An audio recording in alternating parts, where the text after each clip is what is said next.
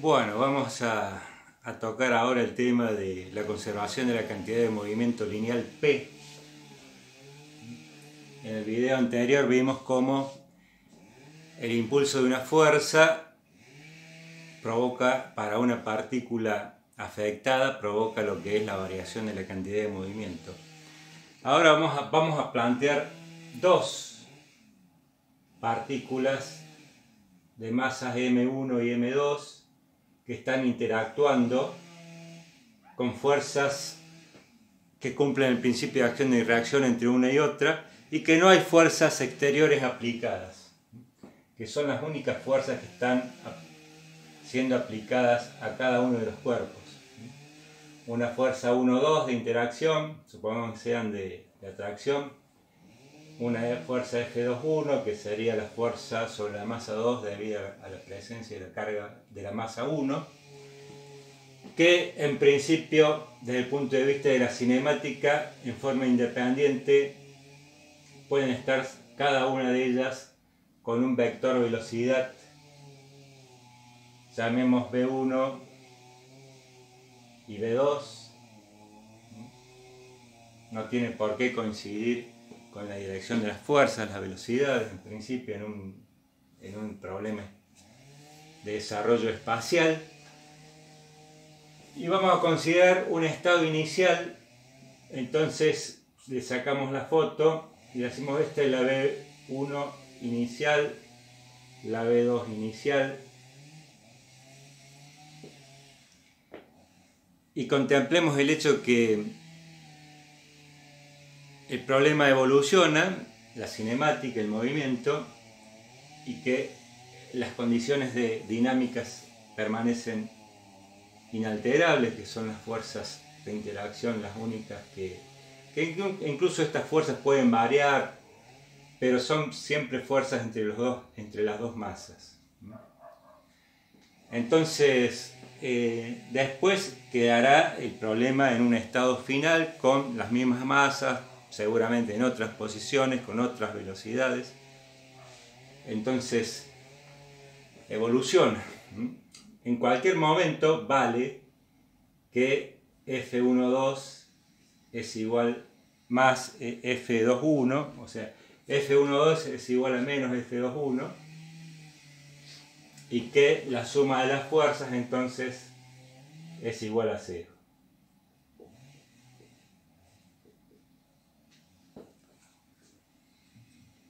Entonces, planteemos la segunda ley de Newton: masa 1, aceleración 1, más masa 2, aceleración 2, igual a 0. Vemos de qué se trata. La aceleración es la derivada de la velocidad respecto al tiempo.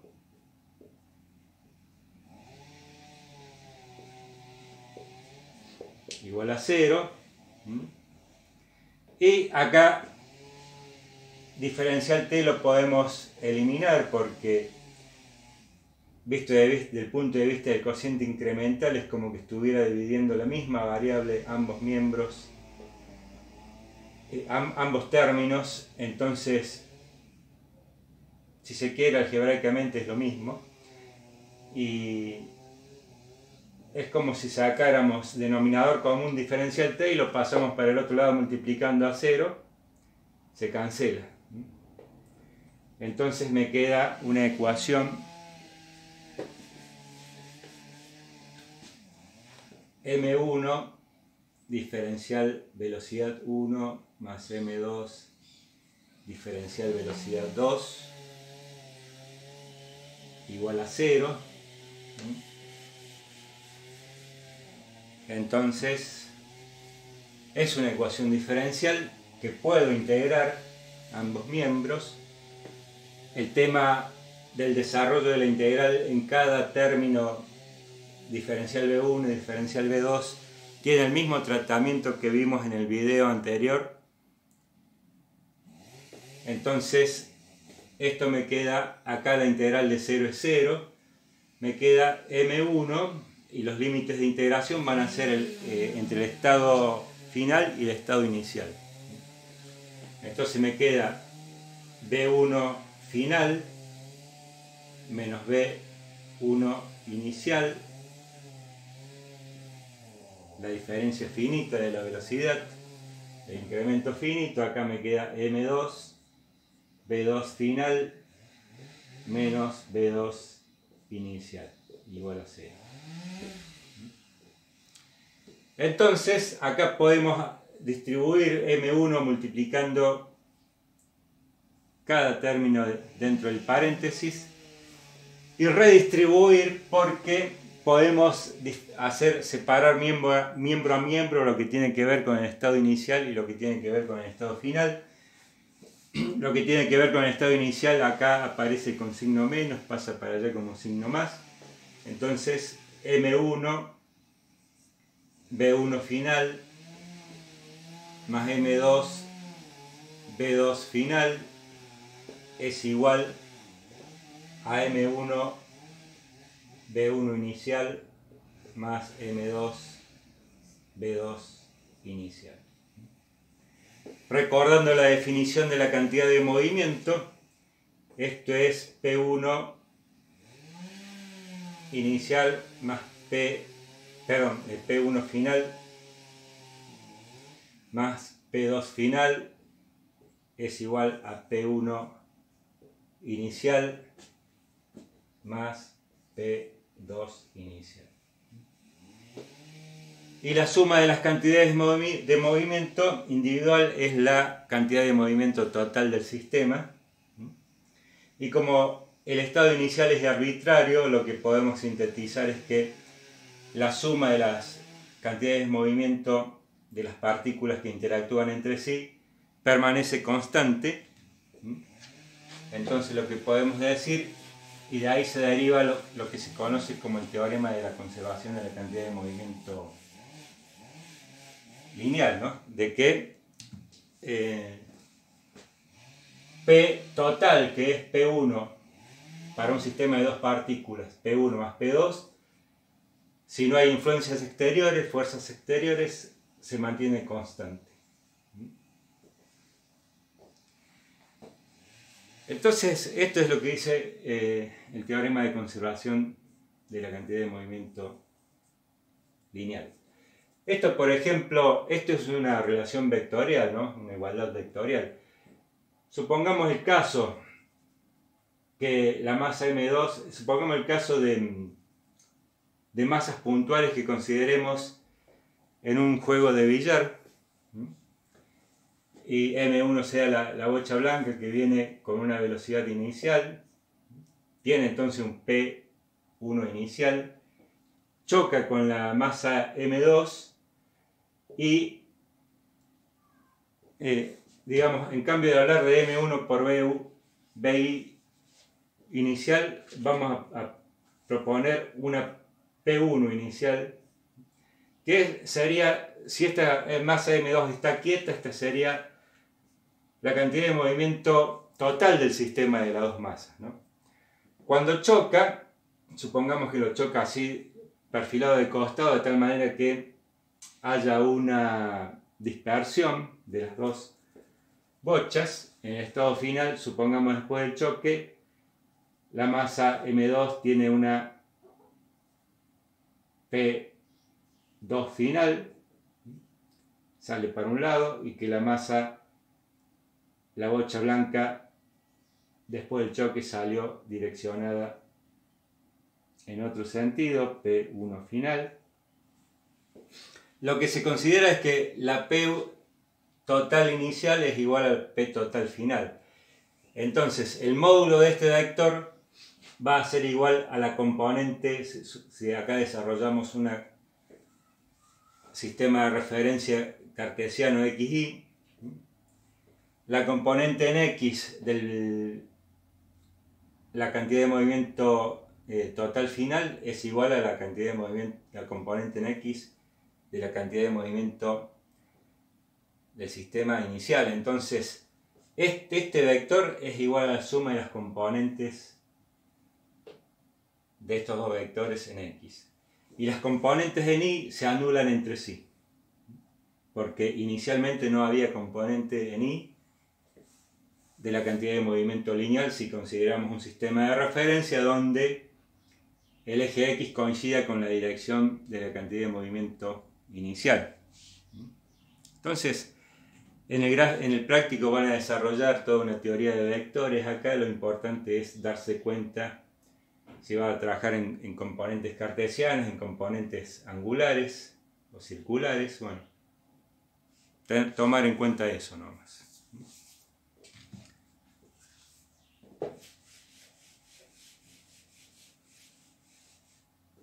Bueno,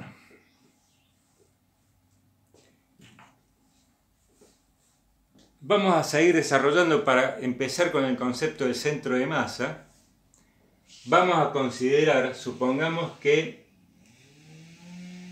como sabemos que las cantidades de movimiento, masa por velocidad, va a depender del sistema donde está colocado el sistema de referencia y si éste se está desplazando. No nos olvidemos que las velocidades se toman con respecto a un sistema de referencia. Como vimos en un video anterior, puede que el sistema de referencia tenga un desplazamiento constante respecto a otro sistema de referencia inercial, y desde el punto de vista de contar el movimiento son equivalentes, salvo el tema de que hay un traslado de la velocidad, ¿no? Entonces, supongamos que tenemos un sistema de referencia donde, además de ser constante la cantidad de movimiento lineal, esa constante es 0. Supongamos, después vamos a ver cuáles son las condiciones que se tienen que dar para que esto sea así. Entonces, P1, que es M1, B1, vendría a ser la derivada del radio vector 1 respecto a este sistema de referencia, diferencial T, más M2 por la derivada de R2 respecto al tiempo, igual a 0. Y acá hacemos lo mismo. Este diferencial T, saco denominador común, lo paso para allá, multiplicado por 0 se anula. Y me queda acá una suerte nuevamente de ecuación diferencial que la puedo desarrollar, la puedo integrar entre dos estados diferentes. Puedo integrar y decir, bueno, M1, R1 final menos R1 inicial más M2 R2 final menos R2 inicial igual a 0. Entonces nuevamente puedo acomodar y decir, bueno, vamos a reformular esto, vamos a reordenar y vamos a poner en un miembro lo que tiene que ver con el estado inicial y en otro miembro lo que tiene que ver con el estado final. Me queda M1 R1 final más M2 R2 final igual a M1 R1 inicial más M2 R2 inicial. Bueno, acá está el concepto importante.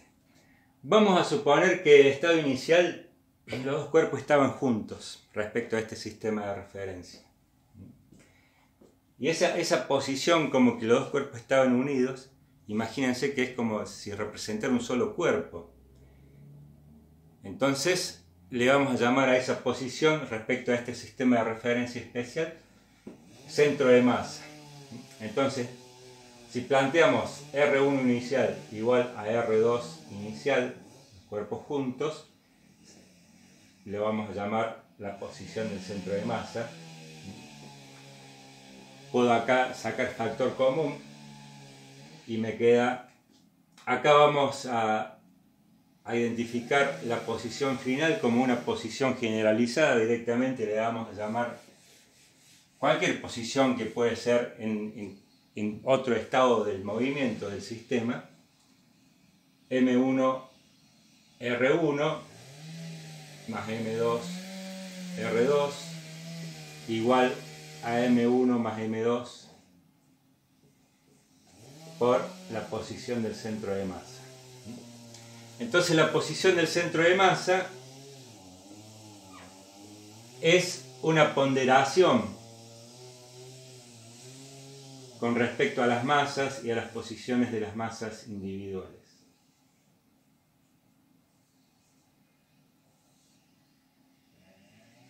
M1 más M2.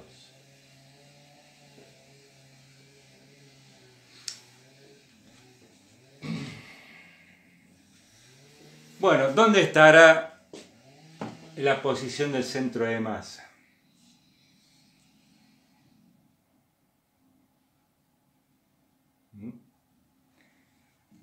Bueno, a eso vamos. Ya intuitivamente uno reconoce que una posición equivalente, un centro de masa representativo de la posición de los cuerpos debe estar en alguna posición intermedia, ¿no? Entonces, supongamos que tenemos un sistema de referencia. Acá vamos a dibujar en el plano, pero esto puede bien también ser un sistema de referencia tridimensional. No cambia mucho todo lo que vamos a describir, porque supongamos que tenemos la masa M1 y M2. El radio vector R1 ubica la masa 1, el radio vector R2 ubica la masa 2. Y este vector va a ser álgebra vectorial, esto es R2 menos R1.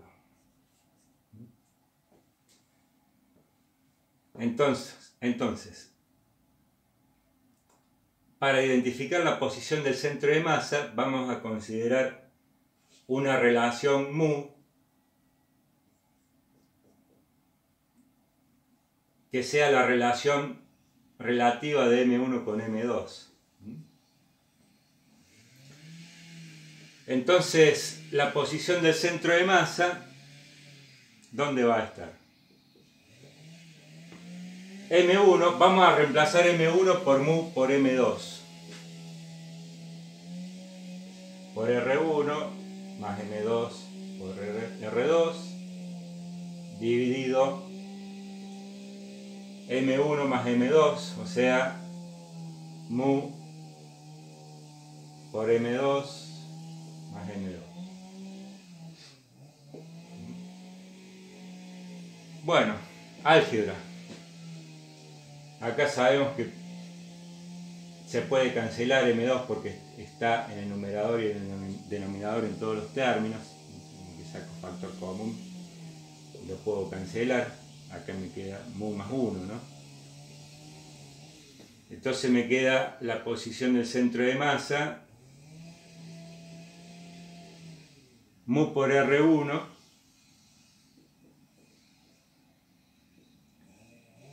más R2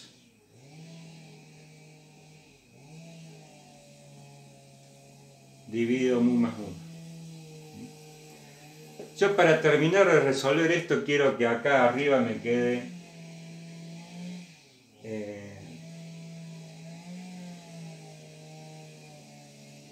también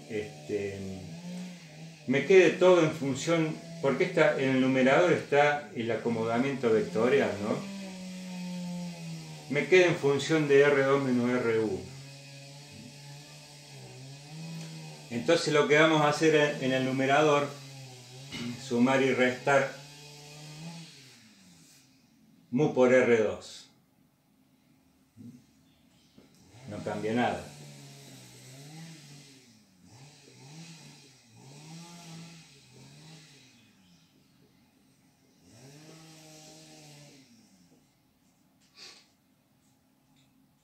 Mu por R2, ¿no?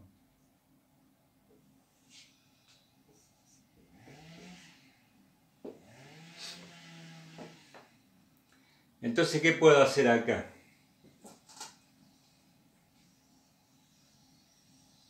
Por un lado, saco factor común